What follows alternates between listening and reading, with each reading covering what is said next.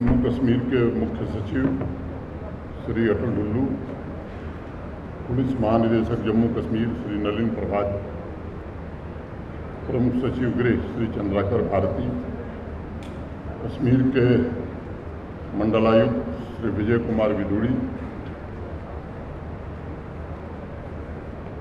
बारामूला यहाँ के DIG north Kashmir मकसूदुल जमा साहब, यहाँ के डिप्टी कमिश्नर मिंगा शेरपा, यहाँ के वरिष्ठ पुलिस अधीक्षक श्री गुरिंदर पाल सिंह,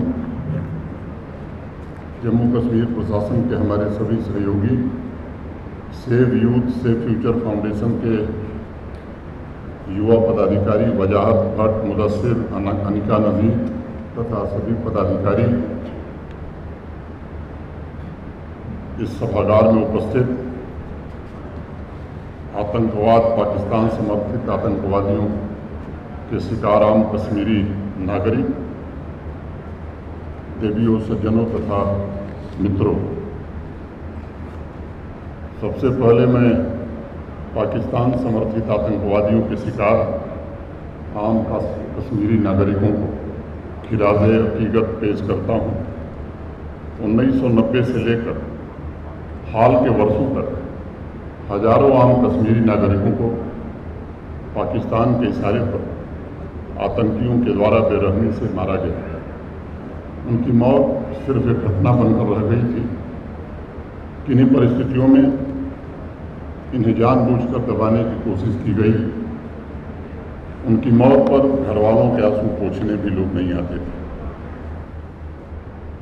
पाकिस्तान के खिलाफ मुंह खोलने की बात तो दूर, उनके आंसू पोंछने का भी सवाल नहीं उठता था। किसी ने पाकिस्तान समर्थित आतंकवादियों को उनके मंजिल तक पहुंचाने या ऐसे निर्दोष लोगों, हजारों बुजुर्ग माँ बाप, बीबी भाई बहन को इंसाफ नहीं मिल सका। आम कश्मीरियों की बर्बर हत्या का जिम्मेदार कौन है, मुझे बताने की आवश्यकता नहीं, आप सब जानते हैं। ये सच है कि कुछ लोगों को मुआवजा भी मिला, कुछ मामले में एफआईआर भी हुई, कुछ को सरकारी नौकरी भी मिली। मुझे अफसोस है कि 4 वर्षों तक मुझे भी इस बात का अंदाजा नहीं लगा। आज से 7-8 महीना पहले राजभवन में मैं ऐसे परिवारों से मिला था। सेव यूथ सेव फाउंडेशन के साथियों ने 150 परिवारों को मेरे पास लाया था। जब मैं उनसे बातचीत कर रहा था तो मुझे जो बात समझ में आई, मुझे लगा कि परिवार के एक व्यक्ति की आतंकवादियों ने हत्या कर दी। उसके 3 बच्चे थे, एक को सरकारी नौकरी मिल गई, उसकी शादी हो गई, वो अपने बीवी बच्चों में व्यस्त हो गया। बाकी जो 2 बच्चे थे उनकी हालत ठीक नहीं। उसी तरह मैं सोच रहा था कैसे इन लोगों की मदद की जाए। बातचीत करके कुछ रास्ता बनाने की कोशिश हो रही थी। 29 जून मैं पहलगांव जा रहा था। अमरनाथ जी की यात्रा प्रारंभ होने वाली थी। वहाँ तैयारियों की और सुरक्षा की बैठक अधिकारियों के साथ करनी थी। सेव यूथ और सेव फ्यूचर फाउंडेशन के साथियों ने मुझे कहा कि आप जाते समय अगर अनंतनाग रुकें तो दक्षिण कश्मीर के कुछ परिवारों से आपको मिलने का अवसर मिलेगा। पहलगांव पहुंचने के पहले मैं अनंतनाग में दक्षिण कश्मीर के ऐसे अनेक परिवारों से मैं मिला, उनको सुना। एक लड़की, उसने बताया कि मेरे पिता एसपीओ थे, बर्बर ढंग से उनकी हत्या कर दी गई। मेरी माँ ने भीख मांग करके मुझे पढ़ाया, मेरी छोटी बहन को पढ़ाया, और जिन लोगों ने हत्या की वो सरकारी नौकरी पा गए और हम लोग किस दुर्दशा में रहे ये बयान करना मुश्किल है। मेरे साथ मंच पर कई प्रशासनिक अधिकारी भी थे। उस दिन मुझे तस्वीर का दूसरा पक्ष दिखाई पड़ा। फिर श्रीनगर जाने के बाद प्रशासन के अपने वरिष्ठ सहयोगियों के साथ हमने बैठक की, जिसमें हमारे chief secretary, DGP, home secretary, divisional commissioner, सारे डीसी, एसएसपी, अनेक वरिष्ठ अधिकारी थे। और उस बैठक में हमने ये विचार रखा तो मोटे तौर पर 3-4 फैसले लिए गए। ये इनका वाजिब हक है, जो कानून है उसके अंतर्गत इनको नौकरी मिलनी चाहिए। भारत का गृह मंत्रालय ऐसे लोगों को आर्थिक सहायता देता है। उसी दिन हर जिले में हेल्पलाइन बनाई गई और लोगों से कहा गया कि ऐसे परिवार जिनको कोई सहायता नहीं मिली, बावजूद इसके कि उन्होंने अपने परिजन को आतंकवादी हिंसा में, वो ऐसे हेल्पलाइन पर अपना रजिस्ट्रेशन कराएं। जिलेवार डीसी और एसपी उनकी प्रार्थना पत्र लेंगे और कार्रवाई आगे बढ़ाएंगे। मैंने कहा था कि 30 दिन के अंदर ये काम हम लोग करना चाहेंगे और मुझे खुशी है कि आज ठीक 14वें दिन काफ़ी लोगों को नियुक्ति पत्र देने में प्रशासन के वरिष्ठ हमारे सहयोगियों ने सफलता पाई है। संख्या ज़्यादा है, प्रक्रिया में समय लगता है, कोई इसमें भी गलती हो जाए हम नहीं चाहते, इसलिए कि प्रार्थना पत्र को, एक एप्लीकेशन को बड़े ध्यान से उसकी स्क्रूटनी की जा रही है।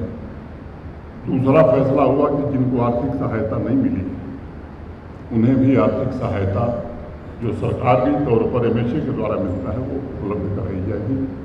वो काम भी नोडल अधिकारी हमारे होम सेक्रेटरी हैं, इस काम को कर रहे हैं। एक तीसरी बात तय की गई कि ऐसे परिवार जिनमें एक को तो नौकरी मिल गई लेकिन परिवार बड़ा है, बाकी लोग परेशानी में हैं, तो उनके सेल्फ एम्प्लॉयमेंट के लिए हम सब जानते हैं प्रधानमंत्री मुद्रा योजना में पहले 10 लाख रुपए तक का ऋण बिना किसी गारंटी, बिना किसी कोलेटरल के मिलता था, जिसे माननीय प्रधानमंत्री जी ने अब 20 लाख कर दिया है। बैंक के साथ मीटिंग करके हमारे अधिकारियों ने तय किया कि ऐसे लोगों को सेल्फ एम्प्लॉयमेंट के लिए केवल आर्थिक सहायता नहीं अपितु उनकी हैंड होल्डिंग भी की जाएगी ताकि वो एक एंटरप्रेन्योर बन सके। चौथा फैसला हुआ कि जिन मामलों में एफआईआर नहीं हुई उन मामलों में एफआईआर दर्ज की जाएगी और कार्रवाई की जाएगी। पांचवा फैसला ये तय हुआ कि ऐसे लोगों की प्रॉपर्टी भी आतंकवादियों ने कब्जा कर ली, उस प्रॉपर्टी को भी मुक्त करा करके जिनकी प्रॉपर्टी है उन्हें दिया जाएगा। ये 5 फैसले हुए और मैं आभारी हूँ प्रशासन के अपने सभी वरिष्ठ सहयोगियों का, जिन्होंने शिद्दत के साथ 14 दिनों में ऐसे स्थान पर इसको ले आया है जिससे मुझे उम्मीद बंधी है कि अब शायद कोई भी जम्मू कश्मीर में जो आतंकवादी हिंसा का शिकार हुआ उसके साथ न्याय जल्द हो जाएगा। इसकी कोशिश प्रारंभ हो गई। दशकों से ऐसे आतंकवाद शिकार के ज़्यादातर परिजनों को लंबे समय तक इंतजार करना पड़ा। मैं इसके लिए क्षमा चाहता हूँ। 3 दशक तक उनकी ज़िंदगी सियाहपोश थी, तन्हा अपने दर्द को जीने के लिए मजबूर थे। मैंने टेरर विक्टिम्स का ग्रीवांस रजिस्टर बन गया है, हेल्पलाइन स्थापित हो गई है। अभी जो विवरण मेरे पास आया है 90 के दशक की भी अनेक शिकायतें मिली। चंद दिनों के भीतर कश्मीर घाटी से 193 ग्रीवांस रजिस्टर हुई है, जम्मू संभाग से 61। अनेक केसेस में टेरर विक्टिम फैमिलीज का कहना है कि साहब एफआईआर तक दर्ज नहीं हुई। अनेक ऐसे मामले हैं जिनमें लोगों ने कहा कि साहब हमें मुआवजा नहीं मिला, कई ने कहा कि साहब हमारी ज़मीन और प्रॉपर्टी कब्जा कर ली गई थी, कुछ लोगों के घर आतंकवादियों ने गिरा दिए, उन्हें कोई मुआवजा भी नहीं मिला। इसके अलावा 90 के दशक के अनेक ऐसे मामले हैं जिनमें निर्मम हत्या, नरसंहार हुआ लेकिन इन्वेस्टिगेशन नहीं हो सका, जानबूझ करके उनको छोड़ दिया गया। ऐसे भी 43 मामले पुलिस ने विशेष रूप से जांच की प्रक्रिया को प्रारंभ किया है। मैं समझता हूं कि जल्द ही उसमें भी प्रभावी कार्रवाई हो सके। वो मामले ऐसे हैं, पुलिस ने हाई लेवल कमेटी बनाई है, closed as untraced, ended in acquittal, closed as abate chargesheet, not admitted. ऐसे 43 मामले हैं जिनका रिव्यू हो रहा है। 23 मामलों में जांच के आदेश भी दे दिए गए हैं और इसमें कुछ बहुत ही महत्वपूर्ण मामले हैं एक दो का मैं जिक्र करना चाहूँगा। मर्डर ऑफ जज Neelkanth Ganju, FIR number 237/1989, PS Sadiganj. Killing of 23 Kashmiri Pandit at Vadama Ganderbal, FIR number 22/1998, PS Ganderbal. ऐसे अनेक मामले हैं, मैं अनावश्यक समय आपका बर्बाद नहीं करना चाहता हूँ। जम्मू कश्मीर के संबंध में एक बात मैं कहना चाहूँगा कि बाहर से शायद दिखाई नहीं पड़ता कि 3 दशक तक कैसी अंधेर गति थी। एक तरफ आम कश्मीरी नागरिक पाकिस्तानी आतंकवादियों द्वारा मारा जाता था, उसका परिवार न्याय की बाट जो होता था। दूसरी तरफ कुछ ऐसे सौदागर थे जिनका काम था पाकिस्तान समर्थित आतंकवादियों की मौत पर आंसू बहाना। उनकी कब्रों पर रो रो कर ऐसे दर्जनों सौदागरों ने अपना कारोबार चलाया। एक खतरनाक साजिश के तहत पाकिस्तान समर्थित आतंकवादियों के इनकाउंटर पर भी यहाँ जुलूस निकाले जाते थे। आम कश्मीरी जो आतंकवादियों की गोली का शिकार होता था, उनके जनाजे में लोग जाना भी पसंद नहीं करते थे।